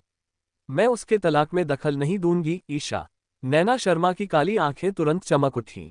उसने राजेश शर्मा की तरफ देखा और हैरानी से कहा, दादाजी, संजना, क्या आप सीरियस हैं? दादाजी सच में उसे आर्यन सिंघानिया से तलाक देने के लिए तैयार थे। उसे लगा कि नैना के दादाजी कभी नहीं मानेंगे। हाँ, नैना, मैं मानता हूं कि मैंने कई तरह से तुम्हारी भावनाओं को नजरअंदाज किया है, लेकिन ऐसा नहीं है कि मुझे तुम्हारी परवाह नहीं है। क्योंकि तुम आर्यन सिंघानिया के साथ नहीं रह सकती, इसलिए मैं तुम्हें और मजबूर नहीं करूंगा। लेकिन तुम जानती हो कि अब हमारे पास आर्यन सिंघानिया से भीख मांगने के अलावा कोई चारा नहीं है। बस मुझसे वादा करो कि तुम आर्यन सिंघानिया को आखिरी बार मनाओगी। जब तक तुम उसे खरीदने का मन नहीं बना लेती, मैं तुम्हारे मामलों में दखल नहीं दूंगा। आखिरी बार। अध्याय 272। 272 एक ही चाल दोहराना 6। नैना शर्मा का शांत दिल इन 4 शब्दों से अब भी अनजाने में ही हिल गया था। असल में यह एक कभी न खत्म होने वाला अंधेरा था। वह बहुत तेजी से भागी, लेकिन वह इस अंधेरे से बाहर नहीं निकल पा रही थी। अब उसे आखिरकार अपने सामने रोशनी की एक किरण दिख रही थी। भले ही वह कमजोर थी, लेकिन वह उसे पकड़ने से खुद को रोक नहीं पाए। क्या ये सच में आखिरी बार होगा? नैना शर्मा की आवाज थोड़ी कांप रही थी और उनकी आंखों में उम्मीद दिख रही थी। हाँ, यह आखिरी बार है। राजेश शर्मा ने नैना शर्मा की तरफ देखा और एक एक शब्द कहा, मैं वादा करता हूं। योजक चिन्ह। नैना शर्मा सच में आर्यन सिंघानिया के साथ और कोई बातचीत नहीं करना चाहती थी। बस बात यह थी कि वह इस आखिरी लालच को रोक नहीं पा रही थी। हालांकि वह पहले की तरह सबसे विनम्र रवैये के साथ आर्यन सिंघानिया से भीख नहीं मांग सकती थी। ज्यादा से ज्यादा वह अपनी तरफ से पूरी कोशिश करेगी और जो कर सकती है वह करेगी। राजेश शर्मा ने आर्यन सिंघानिया से काल में एक प्राइवेट रूम में मिलने का अपॉइंटमेंट लिया। आर्यन सिंघानिया ने कोई साफ जवाब नहीं दिया, इसलिए राजेश शर्मा फिर भी नैना शर्मा को वहां जल्दी ले आए। रास्ते में राजेश शर्मा ने नैना शर्मा से कहा कि वह जो भी कहे बाद में कर ले। उसे आर्यन सिंघानिया को बुरा भला कहना और उसके खिलाफ जाना बंद कर देना चाहिए। उसे उसकी बात माननी चाहिए। अगर उसके पास कोई रास्ता होता तो शायद वह उससे और गुस्सा नहीं होता। नैना शर्मा ने होंठ सिकोड़ते हुए जवाब दिया, ठीक है। वह चाहे कुछ भी कहे, वह मान जाएगी। इस आखिरी बार के बाद वह आज़ाद हो जाएगी। तय समय 8 बजे था, लेकिन 1 घंटे से ज्यादा समय बीत जाने के बाद भी आर्यन सिंघानिया नहीं आया। राजेश शर्मा धीरे धीरे शांत नहीं बैठ पा रहे थे। अगर आर्यन सिंघानिया आज रात नहीं आया तो क्या उसकी सारी योजनाएं बेकार नहीं हो जाएंगी? नैना शर्मा इसके बिल्कुल उलट थी। पहले तो वह थोड़ी नर्वस थी, लेकिन जैसे जैसे समय बीता और आर्यन सिंघानिया नहीं आए, उनका रुका हुआ दिल धीरे धीरे शांत हो गया। अगर आज आर्यन सिंघानिया नहीं आया होता तो शायद अच्छा होता। उसे उसका सामना नहीं करना पड़ता और दादाजी भी समझ जाते कि आर्यन सिंघानिया की नज़र में वह कुछ भी नहीं है। अगर वह उसे खुश करने की कोशिश भी करती तो भी उसे कोई फर्क नहीं पड़ता। राजेश शर्मा ने नैना शर्मा की तरफ देखा, जो चुपचाप उनके पास बैठी थी, और खुद को ये कहे बिना नहीं रह सके, नैना, आर्यन सिंघानिया को फोन करो। नैना शर्मा ने फिर भी मना नहीं किया और अपना फोन निकाल लिया। लेकिन डायल करने से पहले उसने पूछा, दादाजी, आर्यन सिंघानिया अब मुझसे बहुत नफरत करता है। अगर मैं उसे फोन करूंगी तो शायद वह आ ही नहीं पाएगा या शायद आएगा भी नहीं। उद्धरण चिन्ह अल्पविराम प्रश्नवाचक चिन्ह उद्धरण चिन्ह। राजेश शर्मा की भौहें तन गईं और उनके गले में कुछ अटक गया। काफी देर बाद आखिरकार उन्होंने कहा, भूल जाओ, लड़ना बंद करो। ठीक है, उसने कहा। नैना शर्मा ने अपना फोन वापस रखा, अपने सामने रखा चाय का कप उठाया और एक घूंट लिया। उसके होठों के कोनों पर बहुत हल्का सा आग था। वह दादाजी की इच्छा नहीं मानना चाहती थी, लेकिन वह अब आंख बंद करके उनकी बात नहीं मान सकती थी। समय बीतता गया और राजेश शर्मा और ज्यादा बेचैन होता गया। उसकी आंखें गहरी होती जा रही थीं। नैना शर्मा को इतना शांत देखकर वह उसे जैसे भी देखे उसे बर्दाश्त नहीं हो रहा था। हालांकि इस समय उसे उससे चिढ़ने का कोई तरीका नहीं मिल रहा था। नैना शर्मा ने सिर उठाया और दीवार पर टंगी घड़ी की तरफ देखा। अनजाने में ही आधा घंटा बीत चुका था और 9:30 बज चुके थे। उसने सोचा कि अगर आर्यन सिंघानिया आधे घंटे में नहीं आता तो दादाजी को सच पता चल जाता। लेकिन सुबह 9:45 बजे प्राइवेट कमरे का दरवाजा अचानक खुला। वह आदमी लंबा और सीधा होकर अंदर आया, उसके कदम शानदार थे। राजेश शर्मा ने उस आदमी को देखा और राहत की लंबी सांस ली। चाय का कप पकड़े हुए नैना शर्मा का हाथ थोड़ा अकड़ गया था। अध्याय 273। 273 एक ही चाल दोहराना 7। वह फिर भी आया। राजेश शर्मा की आंखें चमक उठीं। वह तुरंत अपनी सीट से खड़े हुए और मुस्कुराते हुए बोले, आर्यन, तुम यहाँ हो। आर्यन सिंघानिया ने अपनी गहरी आंखों से उसे देखा और अपना सिर थोड़ा ऊपर उठाया, ये बताए बिना कि उसे देर क्यों हुई। जाहिर है राजेश शर्मा को उसके एक्सप्लेनेशन की जरूरत नहीं थी। वह यहाँ था और यही काफी था। जब उसने देखा कि नैना शर्मा अभी भी वहीं हैरान बैठी है तो उसने गहरी आवाज में उससे कहा, नैना तुम किसका इंतजार कर रही हो? क्या तुम आर्यन को हेलो नहीं कहोगी? राजेश शर्मा की बातों से नैना शर्मा के विचार वापस आ गए। वह धीरे से खड़ी हुई, उसकी नजरें सिर्फ आर्यन सिंघानिया की ठुड्डी पर टिकी थीं। उसने बहुत धीमी आवाज में पुकारा, आर्यन सिंघानिया। जब राजेश शर्मा ने ये सुना तो उन्हें लगा जैसे उनके दिल पर चोट लगी हो। वह चाहते थे कि वह अच्छा परफॉर्म करे, लेकिन वह बहुत अच्छी थी। उसने यह बात इतनी सख्ती से चिल्लाई। उसे चिल्लाना ही नहीं चाहिए था। आर्यन सिंघानिया की आंखों में मजाक की एक झलक आ गई। उसने कहा कि वह माफी मांगना चाहती थी, लेकिन उसमें माफी मांगने की हिम्मत भी नहीं थी। अगर वह, नैना शर्मा, सच में इतनी नफरत करने वाली होती तो यहाँ क्यों आती? वह हमेशा ऐसी ही थी, सिर्फ लेना चाहती थी और कोई ईमानदारी नहीं देना चाहती थी। उसे आज रात नहीं आना चाहिए था। नैना शर्मा उसे बार बार निराश करती और बार बार बहुत ज्यादा दुख पहुंचाती। आर्यन सिंघानिया ने कोई जवाब नहीं दिया। वह कुछ नहीं बोली और उसका सुंदर चेहरा ठंड की एक परत से ढक गया। आसपास की हवा भी ठंडी हो गई और माहौल जम गया। राजेश शर्मा ने आर्यन सिंघानिया के एक्सप्रेशन को देखा और बहुत परेशान हो गया। वह नैना शर्मा को बार बार आंख मार रहा था। उसे नहीं पता था कि उसने देखा नहीं या वह न देखने का नाटक कर रही थी। वह बस बेपरवाह बनी रही। राजेश शर्मा को हल्की खांसी आए और उनके पास चुप्पी तोड़ने के अलावा कोई चारा नहीं था। आर्यन, बस वहां खड़े मत रहो, बैठ जाओ। फिर उन्होंने नैना शर्मा से कहा, नैना वहां जाकर बैठो। अगर तुम दोनों साथ बैठोगी तो तुम्हारे और तुम्हारी पत्नी के लिए बात करना आसान होगा। जैसे ही राजेश शर्मा ने ये कहा, उसने नैना शर्मा को खींच लिया और बिना किसी वजह के आर्यन सिंघानिया की ओर धकेल दिया। जब राजेश शर्मा ने उसे खींचा तो नैना शर्मा सच में संघर्ष कर सकती थी। आखिर में उसे अपने दादाजी की परवाह थी और उसने उनकी बात मानी। वह आर्यन सिंघानिया के पास चली गई। आर्यन सिंघानिया ने अपनी आंखों के कोने से नैना शर्मा को देखा। उसके होंठ हिले लेकिन उसने कुछ नहीं कहा। उसने बस एक कुर्सी खींची और बैठ गई। नैना शर्मा कुछ सेकंड लेट थी, फिर वह भी बैठ गई। राजेश शर्मा संतुष्ट होकर मुस्कुराए और वेटर को डिश सर्व करने के लिए बुलाया। खाने के दौरान आर्यन सिंघानिया और नैना शर्मा के बीच माहौल में तनाव था। हालांकि राजेश शर्मा ने दोनों के बीच रिश्ते को बेहतर बनाने की पूरी कोशिश की, लेकिन आर्यन सिंघानिया न तो ठंडे थे और न ही गर्म, और नैना शर्मा लगभग चुप थीं। वे बिल्कुल भी एक साथ नहीं आ पा रहे थे। राजेश शर्मा गुस्से में और परेशान थे, लेकिन वह इसे सिर्फ जबरदस्ती दबा सकते थे। क्योंकि वह सीधे तौर पर रिश्ते को आसान नहीं बना सकते थे, इसलिए वह सिर्फ अपने तरीके से ही कर सकते थे। राजेश शर्मा ने अभी अभी होश में आए वाइन उठाए और कुछ गिलास डाले। फिर उसने एक गिलास नैना शर्मा के सामने बढ़ाया और कहा, नैना, तुमने अभी कहा था कि तुम आर्यन से माफी मांगने आए हो। माफी सच्ची होनी चाहिए। जाओ और आर्यन के लिए टोस्ट करो। आखिर तुम पति पत्नी हो और तुम अपनी बाकी जिंदगी साथ बिताओगे। तुम कुछ गुस्से वाली बातों की वजह से अपने रिश्ते को नुकसान नहीं पहुंचा सकती। नैना शर्मा ने अपने सामने रखे वाइन के गिलास को देखा। उसने अपनी मुट्ठी थोड़ी भींची और फिर छोड़ दी। उसने गिलास उठाया और आर्यन सिंघानिया को टोस्ट किया। यह माफी उसने अपने दादाजी से वादा की थी ताकि वह इस समय अपने दादाजी को शर्मिंदा न करे। लेकिन बस इतना ही। उसके लाल होंठ थोड़े से खुले और उसने हर शब्द साफ साफ कहा, आर्यन सिंघानिया, मुझे माफ कर दो। बस ये 6 शब्द, न ज्यादा न कम। अध्याय 274। 274 एक ही चाल दोहराना 8। सॉरी ईशा। आर्यन सिंघानिया ने अपनी पलकें उठाईं।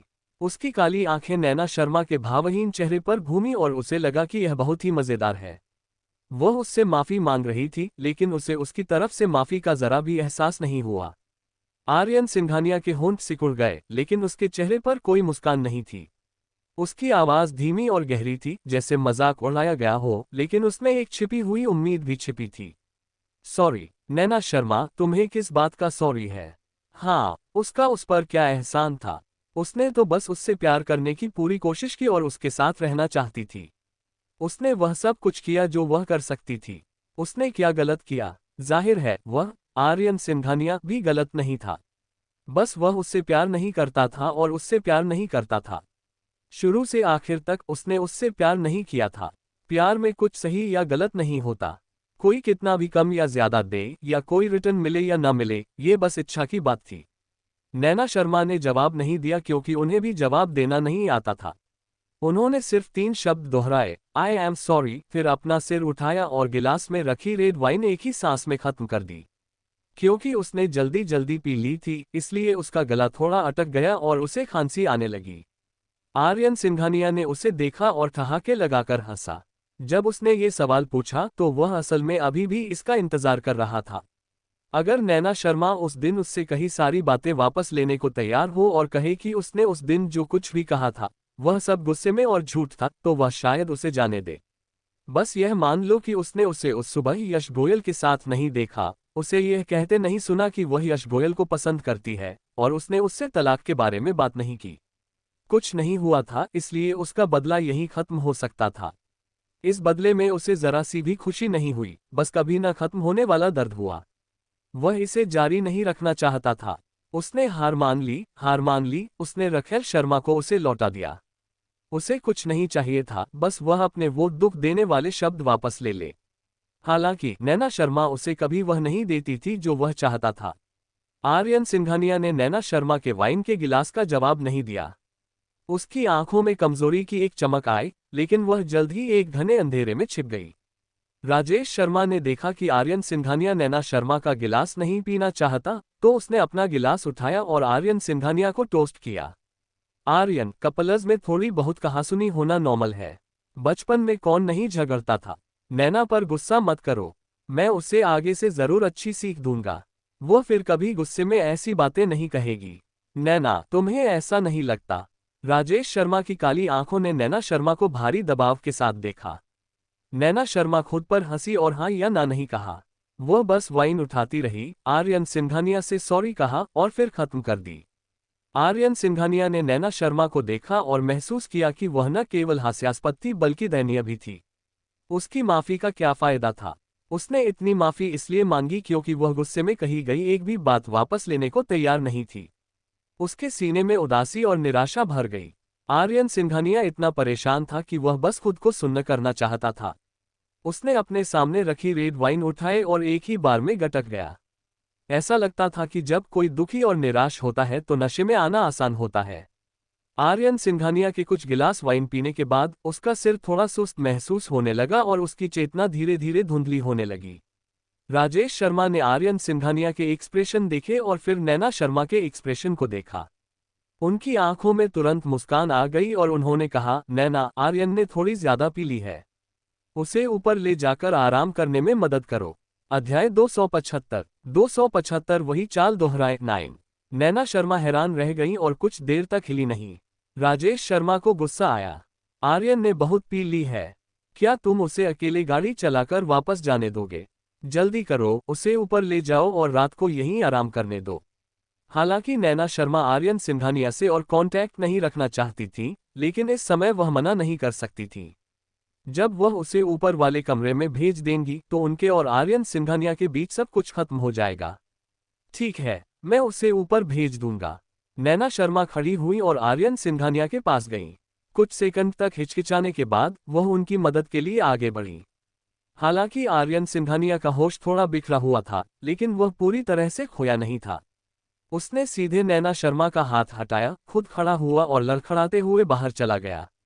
नैना शर्मा का हाथ छूट गया और वहीं अटक गया।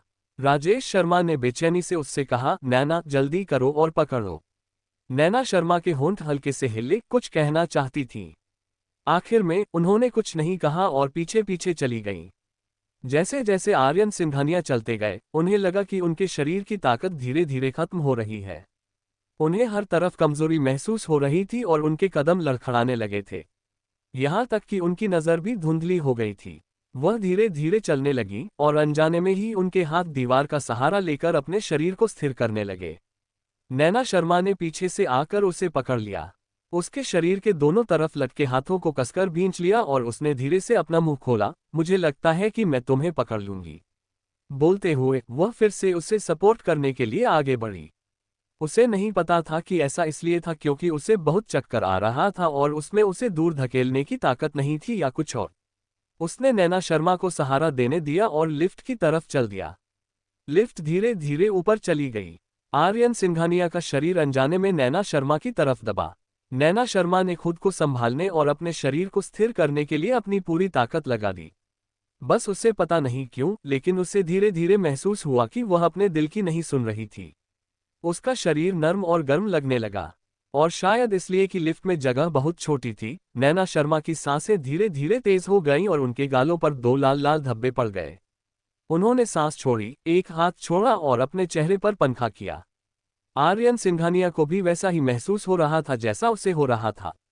उसे न सिर्फ कमजोरी महसूस हो रही थी, बल्कि उसे गर्मी भी लग रही थी। ये गर्मी अचानक उसके शरीर की गहराई से जल उठी और बिजली की तेजी से उसके हाथ पैरों और हड्डियों तक फैल गई, जिससे वह खुद को रोक नहीं पाए। उसने आज सच में बहुत जल्दी पी ली थी और उसका मूड बहुत खराब था। इसलिए भले ही उसने ज्यादा नहीं पी थी, वह पहले से ही नशे में था। हालांकि यह नशा थोड़ा अजीब था। हालांकि उसका दिमाग उस समय बहुत उलझा हुआ था और उसे समझ नहीं आ रहा था कि उसे क्या हो गया है। लिफ्ट का दरवाजा खुला और नैना शर्मा ने आर्यन सिंघानिया को सहारा देकर बाहर निकाला। लेकिन उसके कदम और भी डगमगा रहे थे। आखिरकार उसने अपना कार्ड स्वाइप किया और कमरे में घुस गई। नैना शर्मा ने दांत पीसकर अपनी आखिरी ताकत लगाकर आर्यन सिंघानिया को बिस्तर पर सहारा दिया। जैसे ही वह उसे नीचे रखने वाली थी, वह अपना शरीर संभाल नहीं पाए और आर्यन सिंघानिया के साथ बिस्तर पर गिर गई। नैना शर्मा का मुलायम शरीर आर्यन सिंघानिया के शरीर पर दबा और उसके लाल होंठ उसकी छाती को चूमने लगे। वह चौंक गई और उठने की कोशिश करने लगी, लेकिन उसके हाथों और पैरों में बिल्कुल भी ताकत नहीं थी। हर बार जब वह सिर्फ आधा मिनट ही टिक पाती, तो फिर से गिर जाती। ये बार बार हुआ। दोनों लोगों के शरीर एक दूसरे से रगड़ खा रहे थे। शुरू में तो गर्मी थी और अब और भी ज्यादा। ऐसा नहीं लग रहा था कि वह उठने वाली है, बल्कि ऐसा लग रहा था कि वह उसे छेड़ रही है। अचानक नैना शर्मा की कलाई जोर से पकड़ी गई। अगले ही पल दुनिया घूम गई और उसका पूरा शरीर ऊपर से नीचे की ओर घूम गया। उसके हाथ उसके गालों के दोनों तरफ दबे हुए थे। उसके ऊपर आर्यन सिंघानिया की बहुत उदास आंखें थीं। अध्याय 276। 276 एक ही चाल दोहराना 10। आर्यन सिंघानिया पहले भी हैरान था। उसकी शराब पीने की आदत को देखते हुए ये नामुमकिन था कि उसे इतना चक्कर आए कि वह कुछ गिलास पीने के बाद चल न सके। उसके शरीर में अजीब सी गर्मी भी थी। उसने उतना नशा नहीं किया था, इसलिए वह अभी भी बता सकता था कि यह गर्मी नॉर्मल नहीं है। जब नैना शर्मा का शरीर उसके शरीर से रगड़ा, तो ये गर्मी और भी तेज हो गई। उसके शरीर में अचानक बहुत ज्यादा इच्छा जाग उठी। उसके पूरे शरीर की मसल्स में जोर से खिंचाव आ गया। उसका चेहरा भी एक पल में बहुत ज्यादा बदसूरत हो गया। उसके शरीर में अजीब सी गर्मी और इस समय अजीब सी इच्छा अचानक से नहीं आ सकती थी। उसने उस रात पीने के अलावा कुछ नहीं खाया। तो फिर क्या वाइन में कोई कामोत्तेजक था? पता चला कि आज रात का डिनर कोई तथाकथित माफी नहीं था, बल्कि उसके खिलाफ फिर से एक जाल बिछाने की साजिश थी। उसने कभी नहीं सोचा था कि राजेश शर्मा और नैना शर्मा फिर से वही चाल चलने की हिम्मत करेंगे और इतनी बेशर्मी से। पिछली बार उन्होंने उसे सीधे उसके कमरे में भेजा और यहाँ उन्होंने सीधे उसे नशा दे दिया। वे उसे क्या समझते थे? क्या वे मूर्ख थे जो उन्हें जो करना था करने देते थे? वह क्या थी? नैना शर्मा। उसने पहले ही उससे इतनी बेरहमी से बात की थी, लेकिन फिर भी वह पलट गई और रखेल शर्मा के लिए उसके साथ सोती रही। उसकी नज़र में वह कितना मजाकिया था। आर्यन सिंघानिया अचानक हंस पड़े। हंसी बहुत छोटी थी, लेकिन ठंडी और डरावनी थी। नैना शर्मा, क्या तुम्हें ही यह ट्रिक इस्तेमाल करनी आती है? नैना शर्मा को नहीं पता था कि यह शराब के असर की वजह से था, लेकिन उसका पूरा दिमाग उलझ गया था और उसे चक्कर आ रहा था। आर्यन सिंघानिया ने भी अचानक उससे पूछा। उसे बस यह नहीं पता था कि क्या हुआ था और उसने गोलमोल जवाब दिया, तुम क्या कह रहे हो? कौन सी चाल? देखो, चाहे कुछ भी हो, वह हमेशा इतनी मासूम थी। भले ही सच उसके सामने हो, फिर भी वह दिखावा कर सकती थी कि उसे नहीं पता कि क्या हुआ था। एक बार उसने उस पर यकीन करने की बहुत कोशिश की थी। उसे यकीन था कि वह बेगुनाह है, कि वह बेकसूर है। अगर वह सच में उससे झूठ भी बोलती, तो भी वह जिंदगी भर उससे झूठ बोलने को तैयार रहता। लेकिन वह इतनी छोटी सी इच्छा भी पूरी नहीं कर सकती थी। वह सिर्फ उसके प्यार, उसकी हिचकिचाहट, उसके हर कदम पर छूट देने और उससे जो चाहती थी उसे पाने की उसकी कभी न मिटने वाली जिद पर भरोसा कर सकती थी, और फिर उसे छोड़ सकती थी। आर्यन सिंघानिया की आंखों के नीचे एक लाल आग तेजी से जल उठी। उसने उसे घूरा जैसे वह उसका पूरा शरीर फाड़ देना चाहता हो। उसकी आवाज धीमी दहाड़ जैसी थी, नैना शर्मा, क्या तुम फिर से मासूम बनने का नाटक कर रही हो? तुम्हें पता है तुम कितनी घिनौनी दिखती हो। अगर तुम अपनी हरकतें मान लो तो मैं तुम्हारी बहुत तारीफ करूंगा। आर्यन सिंघानिया की दहाड़ से नैना शर्मा चौंक गईं और उनकी होश में थोड़ी सुधार हुआ। उन्होंने उस आदमी का बहुत गुस्से वाला चेहरा देखा और उनकी पीठ पर ठंडक महसूस हुई। उन्हें सच में समझ नहीं आया कि उन्होंने फिर क्या गलत किया। मैंने क्या किया? मुझे तो ये भी नहीं पता कि तुम किस बारे में बात कर रहे हो। तुम अभी भी नाटक कर रहे हो, है ना? आर्यन सिंघानिया ने ठंडे होठों से अपने होंठ सिकुड़े और उन्हें लगा कि यह बहुत मजेदार है। सच में, उन्होंने नैना शर्मा से बेहतर नाटक करने वाली औरत कभी नहीं देखी थी। वह एंटरटेनमेंट इंडस्ट्री के उन एक्टर्स से भी बेहतर एक्टिंग करती थी। आर्यन सिंघानिया का हाथ जो नैना शर्मा की कलाई पकड़े हुए था, कस गया, जैसे वह उसकी हड्डियां कुचल देगा। उसने एक हाथ छुड़ाया और नैना शर्मा का जबड़ा जोर से दबा दिया। नफरत भरे लहजे में उसने एक एक शब्द कहा, नैना शर्मा, पिछली बार तुमने और तुम्हारे दादाजी ने मेरे खिलाफ साजिश रची थी और मेरी शादी तुमसे करवा दी थी। तो तुमने पुरानी बातें चख ली हैं और सोचती हो कि अगर हम दोबारा भी ऐसा करते हैं तो भी मैं बेवकूफ़ी में मान जाऊंगी, है ना? पिछली बार दादाजी ने नैना के खिलाफ साजिश रची थी। अध्याय 277। 277 एक ही चाल दोहराना 11। पिछली बार दादाजी ने नैना के खिलाफ साजिश रची थी। उन शब्दों में नैना शर्मा ने बस ये कुछ शब्द ध्यान से सुने, लेकिन वह फिर भी नहीं समझी। उसका क्या मतलब था कि वह और उसके दादा मिलकर उसके खिलाफ साजिश कर रहे हैं? उसने क्या किया? दादाजी ने क्या किया? नैना शर्मा ने होश संभाला और साफ साफ बोली, आर्यन सिंघानिया, साफ साफ बोलो। पिछली बार? कौन सी आखिरी बार? दादाजी और मैंने तुम्हारे खिलाफ कब साजिश रची थी? नैना शर्मा ने अपनी भौहें सिकोड़ ली, एक पल सोचा और आगे बोली, तुम पिछली बार की बात कर रहे हो? क्या ये स्कैंडल के बारे में है? मैंने तुम्हें पहले ही बता दिया है कि मैं अपने कमरे में सो रही थी। मुझे नहीं पता कि मैं तुम्हारे कमरे में क्यों हूँ। भूल जाओ, तुम वैसे भी मुझ पर यकीन नहीं करोगे। लेकिन इसका दादाजी से क्या लेना देना है? उन्हें कुछ नहीं पता। नैना शर्मा ने ऐसा नहीं कहा तो ठीक था। उसके ऐसा कहने के बाद आर्यन सिंघानिया को लगा कि यह और भी मजेदार है। नैना शर्मा के दिल में वह पवित्र और बेदाग थी। उसके दादा भी पवित्र और बेदाग थे। वे दोनों बेगुनाह थे। सिर्फ वही थे जिन्होंने उस पर विश्वास नहीं किया और उसे फंसाते रहे, है ना?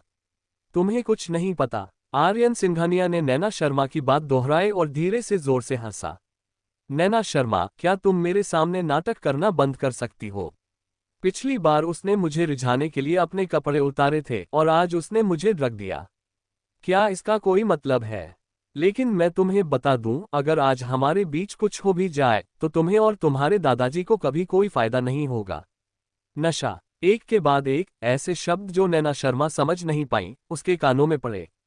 उसने हैरानी से अपनी आंखें खोली, लेकिन बहुत जल्दी उसका मन आर्यन सिंघानिया की बातों में मिल गया और उसे धीरे धीरे एक अविश्वसनीय सच समझ में आ गया। उसे समझ नहीं आ रहा था कि उस रात उसे अजीब तरह से गर्मी क्यों लग रही थी। वह अपने शरीर पर कंट्रोल नहीं कर पाए और बिना किसी वजह के आर्यन सिंघानिया के साथ सो गई। उसे लगा कि उसने शराब पी रखी है और अनजाने में आर्यन सिंघानिया के कमरे में भाग गई। ये कई अजीब वजहों का मेल था, लेकिन बाद में पता चला कि ऐसा नहीं था। आर्यन सिंघानिया ने कहा कि उसने और उसके दादा ने मिलकर यह सब प्लान किया था और उसे इस बारे में कुछ नहीं पता था। तो क्या यह मामला उसके दादा का हो सकता है?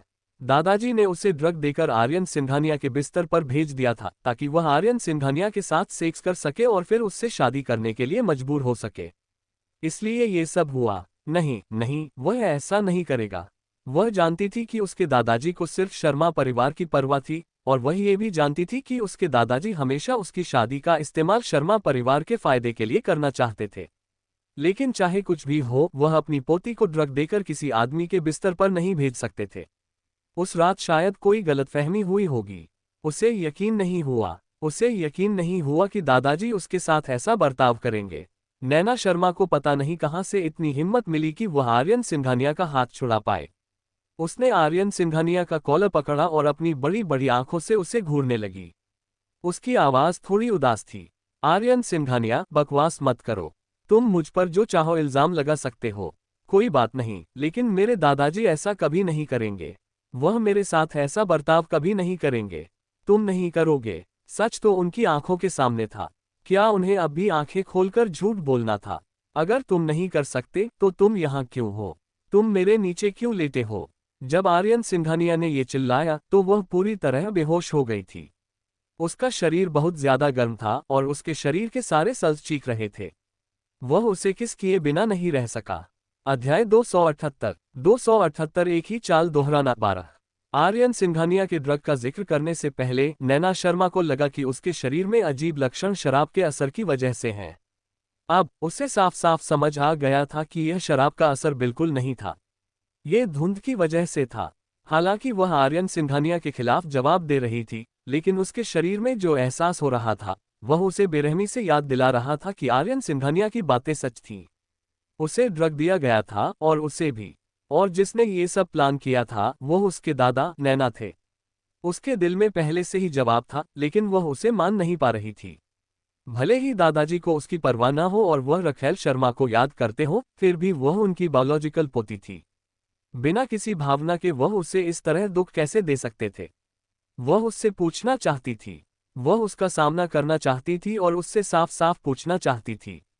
वह उससे पूछना चाहती थी कि वह इतना बेरहम और बेरहम क्यों हो सकता है। लेकिन चाहे वह कितनी भी दुखी या गुस्से में क्यों न हो, वह अपने शरीर में उठ रही गर्मी को रोक नहीं पा रही थी। ऐसा लग रहा था जैसे वह उसे खाए जा रही हो, धीरे धीरे उसकी चेतना छीन रही हो और सिर्फ उसका सहज रिएक्शन बचा हो। जब आर्यन सिंघानिया ने उसे किस किया तो ऐसा लगा जैसे उस पर ठंडी हवा चल रही हो। वह अपनी आंखें बंद किए बिना नहीं रह सकी। वह उसके और करीब जाना चाहती थी और अपने शरीर की तेज गर्मी से राहत पाने के लिए उसे गले लगाना चाहती थी। उसका हाथ जो आर्यन सिंघानिया के लैपल्स को पकड़े हुए था, धीरे धीरे ढीला हुआ और फिर धीरे धीरे उसके कंधों पर लिपट गया, अनजाने में उसे जवाब दे रहा था। नैना शर्मा की हरकतों से उन दोनों के बीच आग और भड़क गई। आर्यन सिंघानिया का नैना शर्मा पर किस और भी मजबूत होता गया। उसने नैना शर्मा के शरीर को सहलाया और फिर जोर से उसकी शर्ट फाड़ दी। जब उसकी नंगी स्किन हवा से छुई तो नैना शर्मा का पूरा शरीर कांप उठा और उसकी आंखों का हैरानी भरा भाव आधा गायब हो गया। उसने अपनी आंखें खोली और अपने ऊपर लेटे हुए आदमी को देखा। जब उसने अपना जोशीला और एक्टिव पोज देखा तो ऐसा लगा जैसे उसके सिर पर ठंडे पानी का बेसिन डाल दिया गया हो। ऐसा लगा जैसे वह नॉर्थ पोल में हो। अगर आज वह सच में कंट्रोल खो देती और आर्यन सिंघानिया के साथ सेक्स कर लेती, तो न सिर्फ आर्यन सिंघानिया को उसकी बेगुनाही पर यकीन नहीं होता, बल्कि उसके पास ये कहने की हिम्मत भी नहीं होती कि वह बेगुनाह है। भले ही उसे पता था कि वह अब आर्यन सिंघानिया के दिल में अपनी पहचान नहीं बना सकती और पहले से ही सबसे खतरनाक, घटिया और मतलबी औरत है, फिर भी वह उसे बताना चाहती थी कि उसने कभी कुछ नहीं किया। उससे शादी करने का उसका एक मकसद था, लेकिन वह शादी उसकी योजना का हिस्सा नहीं थी। नहीं, नैना शर्मा ने अपने हाथ कसकर भींच लिए।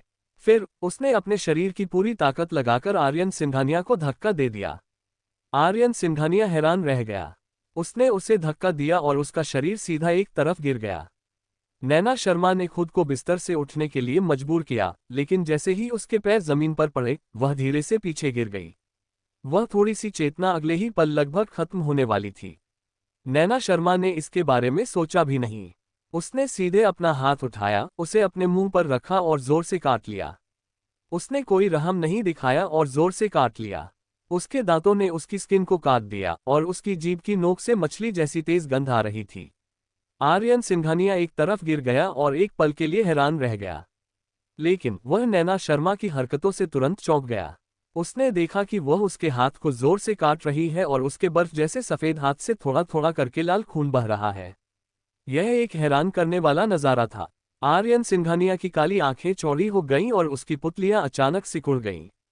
उसने जल्दी से हाथ बढ़ाकर उसका हाथ खींच लिया और उसे सख्ती से डांटा, नैना शर्मा, तुम पागल हो क्या? तुम क्या कर रही हो? अध्याय 279। 279 उसका मौका 1। आर्यन सिंघानिया का हाथ खून से सना हुआ था, जिससे पता चल रहा था कि उसने कितनी ताकत लगाई थी। अगर उसने उसे नहीं रोका होता तो वह मांस का टुकड़ा चबा सकती थी। नैना शर्मा के हाथ में बहुत दर्द हो रहा था, बहुत तेज दर्द, लेकिन इस तरह का दर्द उसे जगाए रख सकता था। उसने आर्यन सिंघानिया का हाथ झटक दिया और खुद को बिस्तर से उठने के लिए मजबूर किया। उसने उसे देखा और खुद को पीछे हटने से रोक नहीं पाए। उसने मुश्किल से कहा, मैं तुम्हारे साथ नहीं सोऊंगी, मैं अपना समय बर्बाद नहीं करूंगी। वह उसके साथ नहीं सोएगी। वह उसे बताना चाहती थी कि वह उसके खिलाफ कोई साजिश नहीं कर रही है। वह सच में इतनी बेशर्म नहीं थी कि उसके पहले रिजेक्ट करने के बाद उसके करीब जाए। उसके लिए एक बार ऐसा करना ही काफी था, सच में काफी। उसे नहीं पता था कि वह कब तक टिक पाएगी, इसलिए वह आर्यन सिंघानिया के साथ एक ही कमरे में नहीं रह सकती थी। अगर वह फिर से पागल हो गई तो वह सिर्फ मजाक बनकर रह जाएगी। नैना शर्मा के शब्द गिर गए। वह सीधी मुड़ी और कमरे के दरवाजे तक पहुंची। उसने दरवाजा खोला और बाहर भाग गई। आर्यन सिंघानिया नैना शर्मा की बातों से हैरान रह गया। उसे उम्मीद नहीं थी कि राजेश शर्मा और नैना शर्मा ने जानबूझकर यह जाल बिछाया है। क्या वे नहीं चाहते थे कि वह नैना शर्मा के साथ सेक्स करे ताकि उनके बीच रिश्ते आसान हो जाएं? फिर वह शर्मा ग्रुप को खरीदने का इरादा छोड़ सकता था, लेकिन उसने खुद को काट लिया और भाग गई। क्यों? क्या ऐसा हो सकता है कि रिया सच में वैसी ही थी जैसा उसने कहा, कि उसे ड्रग के बारे में पता नहीं था, कि वह भी उसकी तरह अंधेरे में थी और सब कुछ राजेश शर्मा का अरेंजमेंट था? या यह उसका एक और प्रदर्शन था? वह उसके सामने अपनी बेगुनाही साबित करना चाहती थी और फिर उसे भ्रमित करना चाहती थी। आर्यन सिंघानिया का दिमाग खराब हो गया था। दवा के असर से ऐसा लग रहा था जैसे उसका पूरा शरीर उबलते पानी में फेंक दिया गया हो। वह बेचैन और बेचैन थी। वह शांत होकर सोच नहीं पा रही थी। लेकिन वह कई सालों से बिजनेस की दुनिया में था और इतने सालों में ऐसी बहुत सी चीजों का सामना कर चुका था, इसलिए वह अपने शरीर की तकलीफ को थोड़ा दबा पा रहा था। लेकिन नैना शर्मा अलग थी। उसने अभी उसे ऐसे देखा था। उसे भी वही दवा लेनी चाहिए थी जो उसने ली थी। नैना शर्मा लगभग कभी इस तरह की चीज के संपर्क में नहीं आई थी, और दवा इतनी तेज थी। एक बार इसका असर होने पर वह पूरी तरह से अपना होश खो देती। अगर उस समय कुछ होता तो वह आर्यन सिंघानिया का पूरा शरीर कांप उठा और वह बिस्तर से उछल पड़ा। उसने अपना फोन उठाया और जल्दी से एक नंबर डायल किया। जैसे ही कॉल कनेक्ट हुई, उसने दांत पीसते हुए ऑर्डर दिया, मैं काले तालाब पर हूं, तुरंत ट्रैंक्विलाइजर भेजो। फोन रखने के बाद वह अपने लंबे पैरों के साथ बाहर निकला और उसके पीछे भागा। योजक चिन्ह। नैना शर्मा ने सोचा कि उनके हाथ का दर्द इतना है कि वह ब्लैकपूल छोड़कर घर लौट सकती है। घर पहुंचने के बाद उन्हें कंट्रोल खोने और कुछ ऐसा करने की चिंता नहीं करनी पड़ी जिससे ठीक न किया जा सके। लेकिन उसने फिर भी खुद को ज्यादा समझा। वह कमरे से बाहर भागी और लिफ्ट की तरफ भागी। उसके पैर इतने कमजोर थे कि वह लगभग हिल भी नहीं पा रही थी। वह लिफ्ट के दरवाजे का बटन भी दबाना चाहती थी, लेकिन कुछ बार दबाने के बाद भी वह नहीं दबा पाए। नैना शर्मा का माथा और पीठ पसीने से भर गए थे। उसे लगने लगा कि उसकी चेतना धुंधली हो गई है और उसे धुंधला दिखाई देने लगा है। नैना शर्मा जानती थी कि वह अब और नहीं रुक सकती।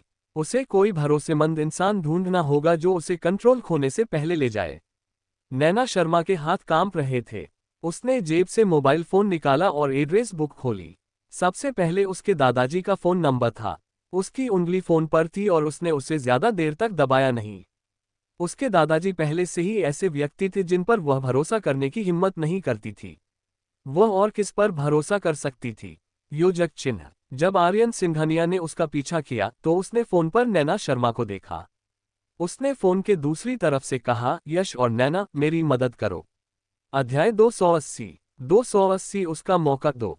इन 5 आसान शब्दों के साथ आर्यन सिंघानिया मानो जम गए थे और अब हिल नहीं पा रहे थे। नैना शर्मा ने उसे बताया था कि वह यश गोयल को पसंद करती है और वह उसे कभी नहीं भूल पाई है। शुरू से आखिर तक वह इस बात पर यकीन करने को तैयार नहीं था। वह चाहता था कि वह किसी से प्यार न करे, बजाय इसके कि वह यह उम्मीद करे कि वह उससे प्यार नहीं करती। लेकिन सच बार बार उसके सामने रखा गया और वह खुद को धोखा नहीं दे सका। वह हमेशा कहता था कि नैना शर्मा ने बेगुनाह होने का नाटक किया और ऐसा बर्ताव किया जैसे कुछ हुआ ही न हो, लेकिन क्या वह वैसा ही नहीं था? वह अपने दिल में सब कुछ साफ साफ जानती थी, लेकिन उसे कंफ्यूज होने का नाटक करना पड़ा, क्योंकि यही एकमात्र तरीका था जिससे वह खुद को आगे बढ़ते रहने के लिए मना सकती थी। बस इतना ही था कि नैना शर्मा के यश ने अब उसके दिल में उम्मीद की आखिरी निशानी को पूरी तरह से तोड़ दिया था। उसने खुद को काट लिया और उसके साथ सेक्स नहीं करना चाहती थी, न कि उसे अपनी बेगुनाही साबित करने के लिए, लेकिन बस इतना था कि नैना यश गोयल को निराश नहीं करना चाहती थी। आर्यन सिंघानिया के होंठ सिकुड़ गए, लेकिन मुस्कान का कोई निशान नहीं था। उसके शरीर में सिर्फ कभी न खत्म होने वाली ठंडक और निराशा थी। लिफ्ट का दरवाजा खुला। नैना शर्मा जबरदस्ती अंदर गईं और क्लोज बटन दबाया। आर्यन सिंघानिया के इमोशंस की वजह से वह फोकस नहीं कर पा रहा था। उसके शरीर का रिएक्शन, जिसे उसने जबरदस्ती दबाया था, फिर से बढ़ गया। वह उसका पीछा करना चाहता था, लेकिन उसके शरीर की ताकत धीरे धीरे खत्म हो गई। उसका घुटना नर्म पड़ गया और वह एक घुटने पर बैठ गया। आखिर में वह सिर्फ लिफ्ट का दरवाजा बंद होते हुए देख सकता था। योजक चिन्ह। नैना शर्मा ने लिफ्ट की ठंडी दीवार पर अपना माथा दबाया।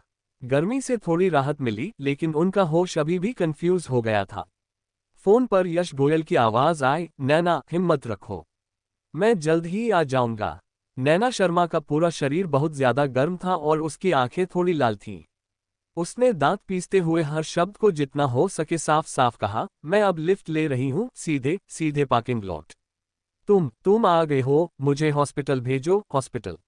मेरा एक बहुत बहुत अच्छा दोस्त है, आदित्य राजपूत, अंजलि राजपूत, वह एक डॉक्टर है, आदित्य। उस समय नैना शर्मा के मन में सबसे पहले अंजलि राजपूत का नाम आया, लेकिन उन्होंने उसे फोन किया और किसी ने फोन नहीं उठाया। लाचार होकर वह सिर्फ यश गोयल को ही चुन सकी। वह जानती थी कि अपनी अभी की हालत में यश गोयल को ढूंढना उसके लिए बहुत गलत और ठीक नहीं था, लेकिन उसके पास सच में कोई और रास्ता नहीं था। जहां तक यश गोयल की बात है, वो उसके साथ 3 महीने से ज्यादा समय से थी और उसे अब भी उसके कैरेक्टर पर भरोसा था। वह एक जेंटलमैन था और जब कोई बुरा महसूस करता था तो कभी उसका फायदा नहीं उठाता था। वह कभी भी उसे बुली करने के लिए इस तरह उसका फायदा नहीं उठाता था। ठीक है, मैं समझ गया। नैना, वहां मेरा इंतजार करो। नैना शर्मा ने धीरे से कहा। उसका हाथ अब और नहीं टिक सका और धीरे धीरे नीचे गिर गई। उसका शरीर भी दीवार से नीचे खिसक गया और उसकी चेतना चली गई। नैना शर्मा बहुत देर तक सोती रहीं और फिर उन्हें एक बहुत ही सुखद सपना आया। सपने में वह अब भी वही गर्व और कॉन्फिडेंट नैना शर्मा थी, जैसे उसे कभी कोई हरा नहीं सकता। उसके माता पिता अभी भी जिंदा थे, उसकी बहन भी अभी भी जिंदा थी। परिवार खुश और मिलजुल कर रहता था। उस समय उसे बस यही दुख था कि जिस लड़के से वह प्यार करती थी, वह हमेशा उसे नजरअंदाज करता था और रिजेक्ट कर देता था। हर बार जब वह उसे रिजेक्ट करता था तो वह बहुत दुखी होती थी। उसके माता पिता हमेशा उससे कहते थे कि उसे हमारी नैना पसंद नहीं है, कि उसमें कोई टेस्ट नहीं होगा और हम उससे बेहतर कोई ढूंढ लेंगे। उसकी बहन ने भौहें चढ़ाईं और कहा, कौन सा बदमाश मेरी बहन को परेशान कर रहा है? मुझे बताओ, मैं उसे सबक सिखाने में तुम्हारी मदद करूंगी। रिजेक्ट होने के बाद वह बहुत दुखी हुई, लेकिन जब उसने अपनी बहन को ये कहते सुना तो उसका दिल फिर से दुखने लगा। वह बुदबुदाई, बहन तुम उसे परेशान मत करो।